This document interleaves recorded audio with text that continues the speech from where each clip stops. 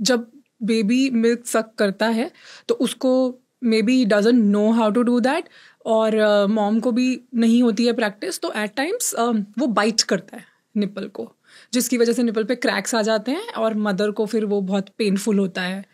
इसके लिए कोई सोल्यूशन है? Of course, see first of all retracted nipples एक मेडिकल टर्मिनोलॉजी है. ओके. तो आइडियली बिफोर डिलीवरी एक बारी go for a medical checkup. Retracted अगर है तो उसका एक सोल्यूशन होता है, दिल टेल यू, उसको आप अप्लाई कर लो, पहले से ही ठीक कर लो. अच्छा. Right. Secondly, very important thing, sucking is a natural reflex. Okay. It is not teachable. This child just knows. जैसे breathing is a natural reflex. बच्चा पैदा होने के बाद हम थोड़ा उसको stimulate करते हैं, it breathes. Yeah. And then breathing is automatic. Similarly, sucking reflex is automatic.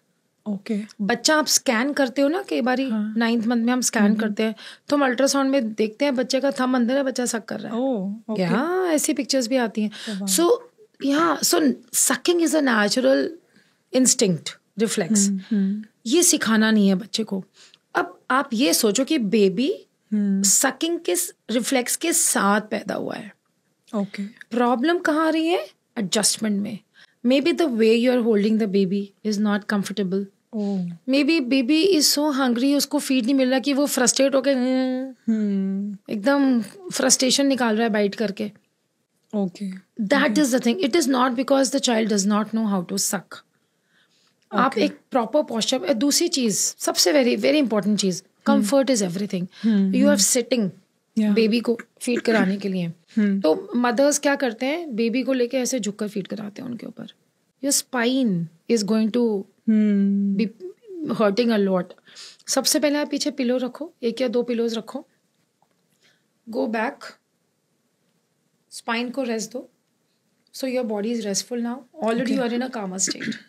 ऐसे हम होते हैं झुके हुए, हम ऐसे हाइपर है. It is a hyper state. Now it is struggle, पीले पीले पीले पीले. दिस इज आजा. Right. Now you take your baby to your breast. Okay. With support. Incline 45 degrees. Correct. And hold. Calmly. Pay attention कि जब आप feed करा रहे हो बच्चे के nostrils ना blocked हो. Okay. So आपको क्या करना है? On your breast you just have to put the finger. Okay. So that pathway उसका patent रहे, वो breathing करता रहे, nostril नहीं block होने चाहिए. Okay. वहाँ से उसको सांस आ रही है, वो आराम से लेटा हुआ है और वो फीड ले रहा है. इतना सुकून मिलता है कि फीड लेना स्टार्ट करने के 5 से 7 मिनट में ही बच्चे को नींद आ जाती है. Because it is very Kameng. क्यों? लप डप हार्ट की साउंड आ गई, मम्मा की फ्रेगनेंस आ गई, मम्मा की आवाज़ आ गई. Very assuring, secure space. Now the child wants to sleep in this space. आपको क्या करते हैं मम्मा, अच्छा सो गया सुला दो. पेट नहीं भरा, 10 मिनट फिर उठ जाएगा. Now you will be in the cycle. आपने फीड कराया, जैसे ही बच्चा डोज ऑफ हो रहा है उसके फीट पर हल्का सा उसको ऐसे ऐसे करके डोंट लेट हिम हल्का सा ट्रिगर करो on the sole of the feet lightly. Child wakes up, थोड़ा क्राई भी करेगा, फिर उसको फीड कराओ. फिर वो फीड करते करते सो जाएगा. Keep on doing it for 15 minutes. उसके बाद दूसरे ब्रेस्ट से उसको फीड करना चाहिए. अच्छा. तभी पेट भरता है. Same cycle. ओके. ऐसे करके. So it's a half an hour thing. Okay. 15 minutes यहाँ से, 15 मिनट्स यहाँ से, फिर ट्रिगर कर करके करो. अब आधे घंटे में अच्छे से पेट फुल हो गया. ये बच्चा 4 घंटे सोने वाला है. The problem is that moms feed, baby sleeps in 5 minutes, सुला देते हैं.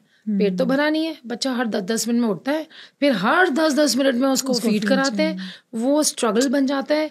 मॉम झुके झुके फीड कराती रहती है एवरी 10 मिनट्स. सोते ही लगता है हाय सो गया, 15 मिनट बाद फिर उठ गया. So for her it becomes like a 2-hour job.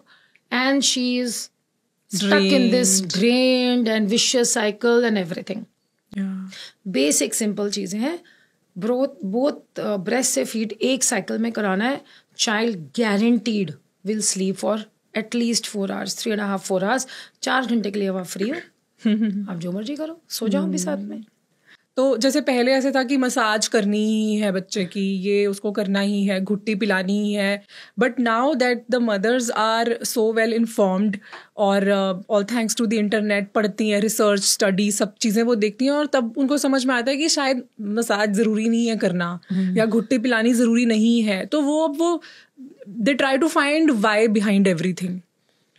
But अब अगर जब वो अपने पेरेंट्स की सुनेंगी तो वो कई बार कॉन्ट्राडिक्टरी चीजें होती हैं। मैंने देखा है वाई ढूंढ लो, सब ढूंढ लो, कर लो, लेकिन ये कभी कभी ना जो हमारे बड़े लोगों के नुस्खे होते हैं, जब कुछ काम नहीं आता ना कोई नुस्खा काम आ जाता है। तो किसी भी चीज को देखो, ये जो नुस्खे होते हैं, I am not saying, I am not a pro घुट्टी person and I am not validating घुट्टी यहाँ पे, बट मैं एक जनरल बात कर रही हूँ।